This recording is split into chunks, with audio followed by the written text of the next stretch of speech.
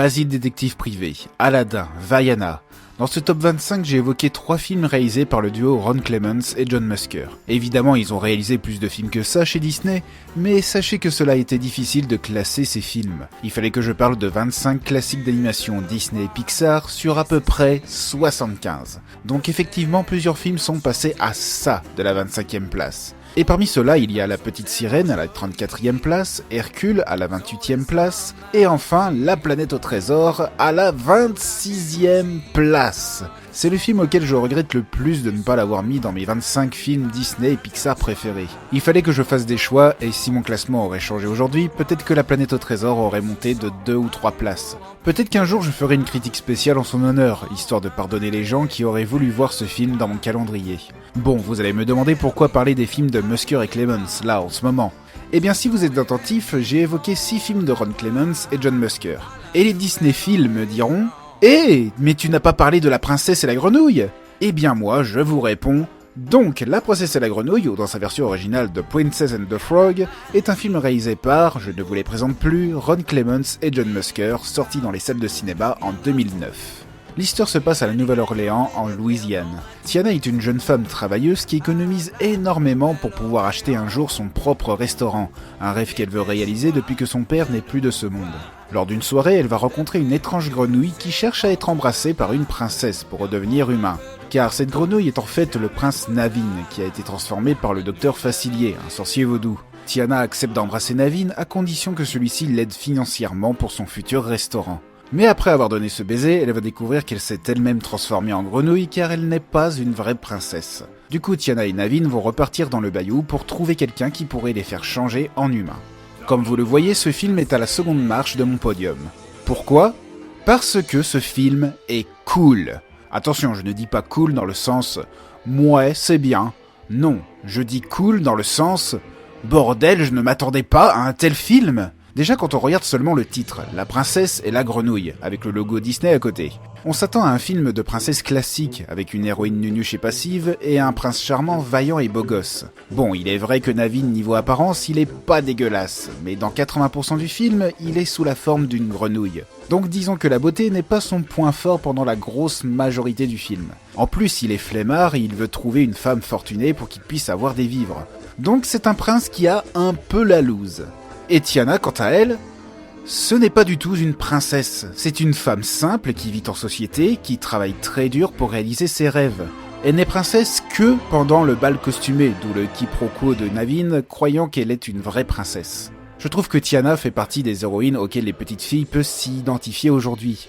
Elle est une grande travailleuse, elle a un projet auquel il tient très à cœur, et elle est passionnée de cuisine. Même si elle fait le même plat pendant tout le film, à se demander si elle sait faire que ça. C'est une, entre guillemets, princesse Disney qu'on n'a pas souvent vue. La dernière fois qu'on a eu une héroïne comme ça, c'était Belle dans La Belle et la Bête, et encore je trouve que Tiana est largement mieux développée que Belle. Naveen est aussi un personnage intéressant.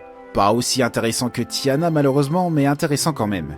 Il est l'exact inverse de Tiana, c'est un prince fainéant qui ne pense qu'à s'amuser et passer du bon temps. C'est pour ça que le duo entre Tiana et Naveen marche bien. L'une apprend à se lâcher et à s'amuser enfin, l'autre apprend à travailler et à aller de l'avant. Tous les deux évoluent pendant leur voyage grâce à leurs personnalités différentes l'une de l'autre. Pour les personnages secondaires, j'adore Charlotte. Elle me fait marrer à chaque fois qu'elle intervient dans le film. Elle est dynamique, surexcitée et émotive d'un point tellement exagéré que ça en devient comique. Et elle a une bonne voix dans la version française, puisqu'elle est doublée par une comédienne dont j'en ai déjà parlé dans ce calendrier. Sa voix est très reconnaissable, car elle double aussi les voix des jumelles Ashley et Mary-Kate Olsen, la voix de Didi dans le laboratoire de Dexter, Diana dans Martin Mystère, Carrie dans Les Indestructibles, Vanellope dans Les Mondes de Ralph, ou bien Tracer dans le jeu vidéo Overwatch. Dorothée Pousseau. Le prince Naveen de Maldonia arrive à la Nouvelle-Orléans.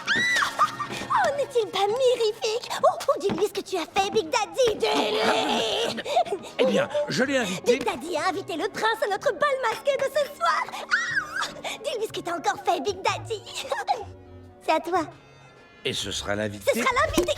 J'aime aussi Louis et Ray qui accompagnent nos deux grenouilles. Malgré qu'ils ne soient pas les personnages principaux, ils ont quand même chacun une personnalité très marquante. Et eux aussi, ils sont doublés par des comédiens très connus, qui sont déjà apparus dans cette émission.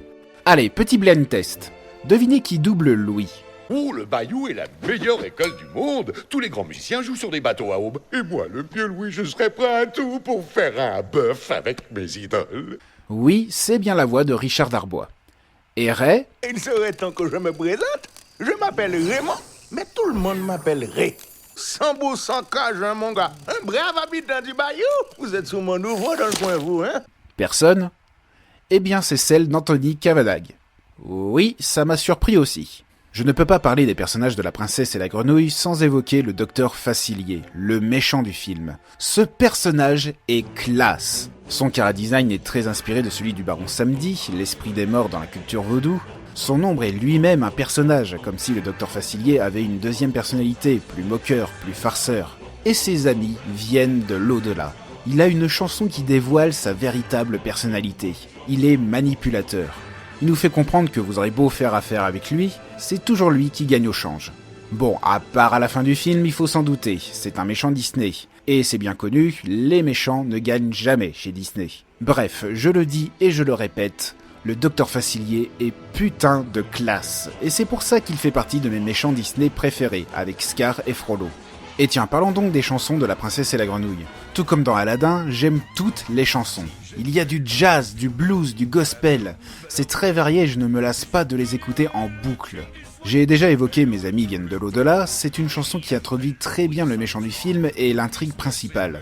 J'aime beaucoup Au bout du rêve, même si je préfère la version américaine ou québécoise que la version française. China Moses chante très bien, elle a une belle voix. Mais par moments, je sens qu'elle en rajoute pour faire style « Hey, vous entendez, je chante super bien !» Et je ne suis pas fan. C'est pour ça que je préfère la version originale. Annie Canoni Rose chante plus naturellement, c'est moins maniéré. Humain pour la vie est une chanson qui me donne la pêche. C'est du jazz qui donne envie de danser tellement que c'est joyeux et festif. Pour le reste de la bande originale, elle est composée par Randy Newman. Je reconnais beaucoup son style qu'il a utilisé pour composer les musiques de Toy Story. Je ne vais pas faire le tour de toutes les chansons et musiques, mais écoutez la bande originale un jour, c'est une pure merveille. Donc, si l'histoire est cool, si les personnages sont cool, si le méchant est cool, et si les chansons sont cool, pourquoi le film n'est pas à la première place ? Pourquoi est-ce que ce n'est pas mon film préféré ? Eh bien, La Princesse et la Grenouille a un défaut. Un défaut qui plombe tout le film. C'est la complexité de son scénario. Il y a beaucoup d'intrigues qui partent dans tous les sens. Oui, parce que tout à l'heure, je vous ai fait le petit résumé du film, comme d'habitude, mais je vous ai donné une version simplifiée du synopsis. Parce qu'en même temps, le docteur Facilier cherche à être riche et fortuné en voulant assassiner Big Daddy. Il va faire transformer Laurence en prince Naveen pour que celui-ci épouse Charlotte et devenir l'héritier de la richesse de Big Daddy. Pour que la transformation fonctionne, il faut qu'il recueille le sang de Naveen dans un médaillon. Mais Naveen, transformé en grenouille, je vous le rappelle, s'échappe avec Tiana. Du coup, le docteur Facilier demande aux esprits de retrouver Naveen en leur proposant en échange les âmes des habitants de la Nouvelle-Orléans. Mais à la fin, il échoue en cassant le médaillon, ce qui rend les esprits en colère et ils emmènent le docteur Facilier dans l'au-delà. Nom d'une pipe, j'ai eu du mal à suivre la première fois que j'ai regardé La Princesse et la Grenouille. Malgré que j'aime beaucoup l'histoire grâce à son originalité, elle est très alambiquée, il se passe beaucoup trop de choses en même temps et quand on arrive vers la fin du film, on sent que Disney a eu du mal à résoudre toutes les intrigues en même temps. C'est un sacré foutoir scénaristiquement parlant. Et toutes ces sous-intrigues fait naître parfois des incohérences de scénario. Et c'est fort dommage. Si Disney aurait mieux travaillé son histoire, le film aurait pris sûrement la première place de mon classement. Mais la seconde place, c'est aussi une très bonne place, et La Princesse et la Grenouille ne l'a pas démérité, surtout dans le contexte de sa sortie au cinéma. Avant ce film, Disney avait fermé les studios d'animation 2D pour se focaliser que sur la 3D, après les échecs commerciaux qui se sont pris dans la gueule. Et le passage à la 3D chez Disney a été encore plus catastrophique. Suite à ça, Disney a décidé de revenir au classique. Faire un film de princesse en animation 2D, réalisé par deux habitués des studios. C'est comme ça qu'arrive La Princesse et la Grenouille. Malgré les nombreux scandales que le film a eu avant sa sortie au cinéma, il a été bien apprécié par la critique. Cela a donné une nouvelle bouffée d'air frais au studio Disney. Voilà, vous comprenez maintenant que La Princesse et la Grenouille est pour moi le meilleur film de Ron Clements et John Musker, le meilleur film de princesse Disney, et mon Disney préféré. J'ai dit Disney préféré ? Ouh, la boulette. Bon bah, vous savez maintenant ce qui vous attend pour la dernière vidéo de ce calendrier de l'Avent. Bon réveillon à vous tous.